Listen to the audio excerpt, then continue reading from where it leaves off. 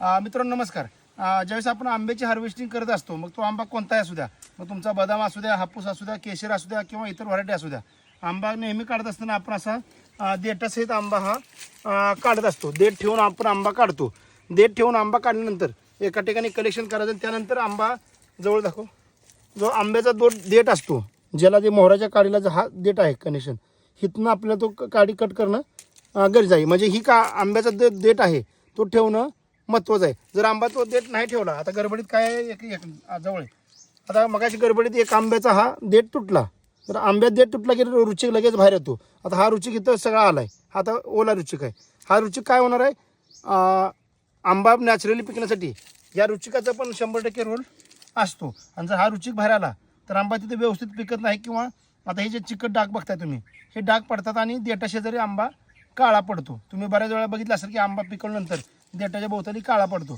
तर ते जर तुम्हाला वाटत असेल होऊ नये, तर मग तुम्हाला हा असा देठ ठेवून आंबा तोडणे गरजेचं आहे. आणि शिवाय जर एखादा आंबा गडबडीत, जसं तर मी सांगितलं तुम्हाला की एखादा देठ तुटतो, पण हा तुटलेला आंबा कॅरेटमध्ये ठेवू नका.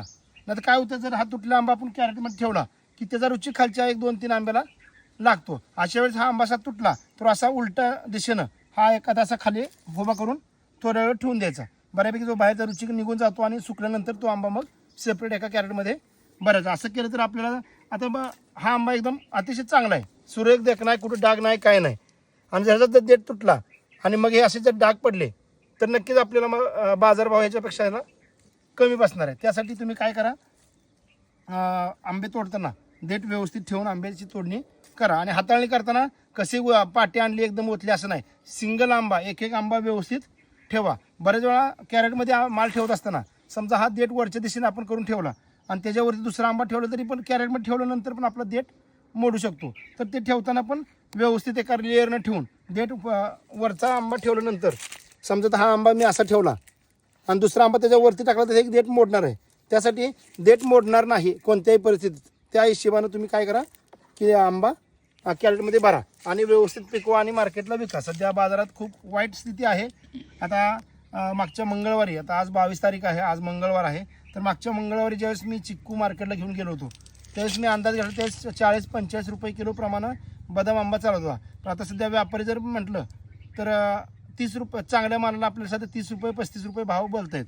मग ह्यांना देण्यापेक्षा म्हणलं आपण स्वतः काढावं म्हणून मागच्या बुधवारी मी माल काढला 300-350 किलो. तो आज त्याचं माझं मार्केट झालं, मी घरच्या घरी तो पिकवला. आज मी विकलो तो 57 रुपये प्रमाणे विकला. आता 57मध्ये आपलं परत 5% कमिशनमध्ये 2-3 रुपये जातात.